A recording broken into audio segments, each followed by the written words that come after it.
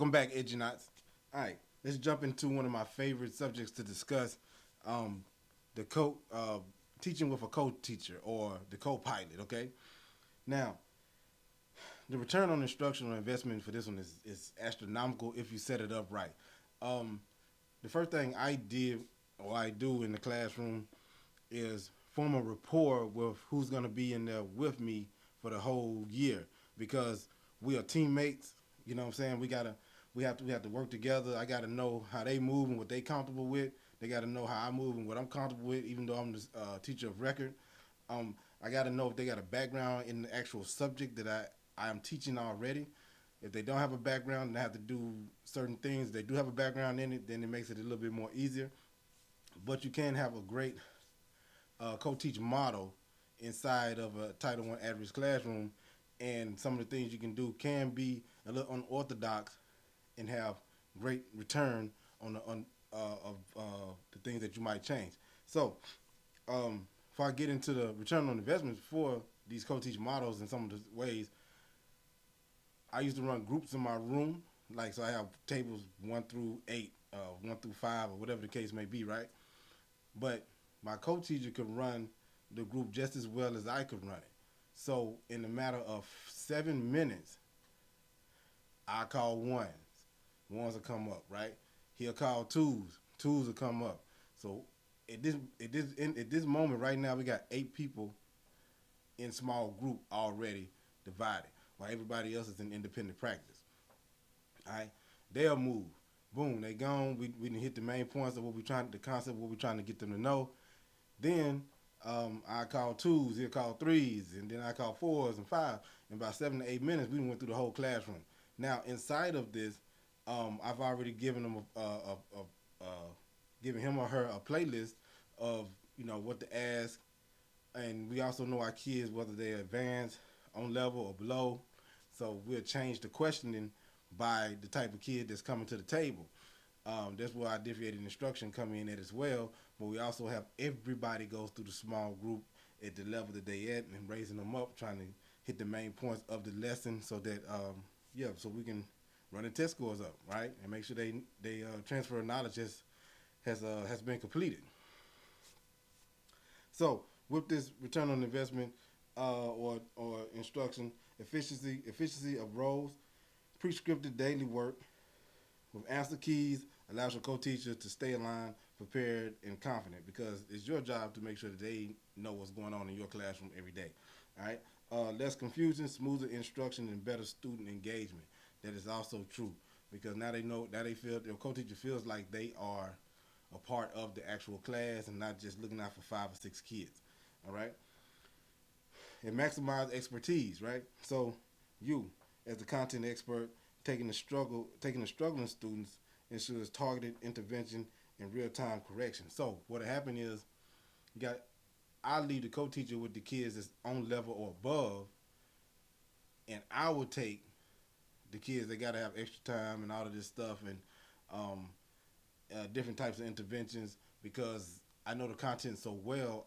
Why not stay with the teacher of record and let the co-teacher have less stress because my job is to get them up to par. But if you got a co-teacher that's been doing English all their career, and then you stick them in science, then they're gonna have a learning curve period where they're gonna have a steep learning curve to get on level with the science the way it needs to be taught. Okay, so you flip that model and you go with the most struggling students, and then they stay with the student that's on board and ready to go. They already got everything.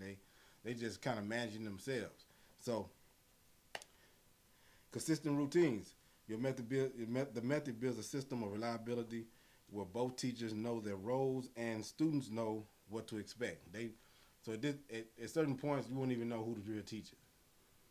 Even on the onboarding video, I say, hey, um, teacher XYZ has the same power as myself, and what they say go, what I say go, this, that, and the third. So we won't see no separation between the two of us. All right. Predictable environment reduces anxiety and improves academic behavior. They know the same thing, same consequences over here as over here. And then now you got two adults spread out, so we're able to stay on top of everything all the time. So that decreases classroom disturbances by like 70, 80, 90%. All right. So here goes some additional techniques.